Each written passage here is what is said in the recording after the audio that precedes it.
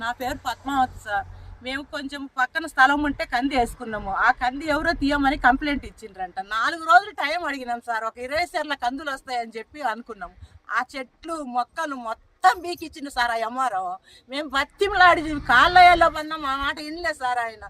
మాకు చాలా బాధ కలిగించిండు సార్ ఆయన.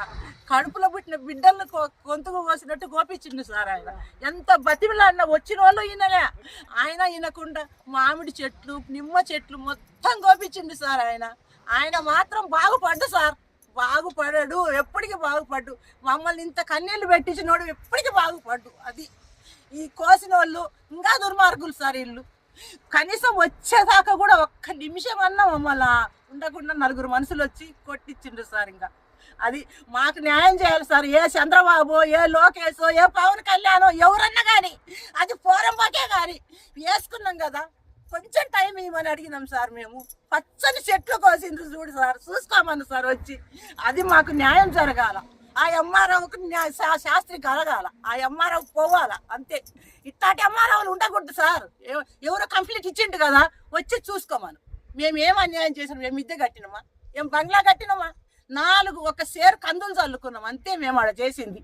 అది అంతదానికి ఆర్ఓలు ఎంఆర్ఓలు ఇంతమంది వచ్చింది సార్. 10 కోట్ల స్థలాన్ని కబ్జా చేస్తే ఏమే కానీ నోరెత్తకుండా పంపించిండ్రు డబ్బులు తెంగి. మరి మేమేం చేసినాం సార్? కష్టపడి నా కొడుకు 20 ఏళ్ళు ఆర్మీ చేసి కొనుక్కున్నాం సార్. ఇది మేము అది కోర్టులో వేసుకున్నాము. మాకు మా మాట వినటం లేదు సార్ వాళ్ళు. మాకు అన్యాయం చేయమని చెప్పండి సార్. నేను పిల్లలగల్లోళ్ళం, మాకు పిల్లలగల్లోళ్ళం మమ్మల్ని అన్యాయం చేసి ఇవాళ మాకు కడుపు కోత పెట్టిండు ఆ దుర్మార్గుడు.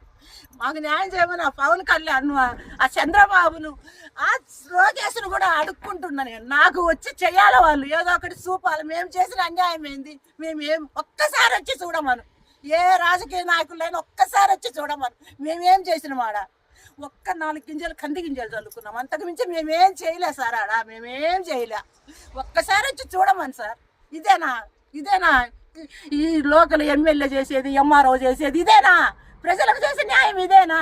మేము ఇంట్లో 12-13 మంది ఉన్నాం సార్. మేము అందరము తల్లులు పిల్లలు, 3 కొడుకులు, కోడళ్ళు, పిల్లలు బత్తింలో అన్నాం సార్. 2 రోజులు ఉంచండి అయ్యా.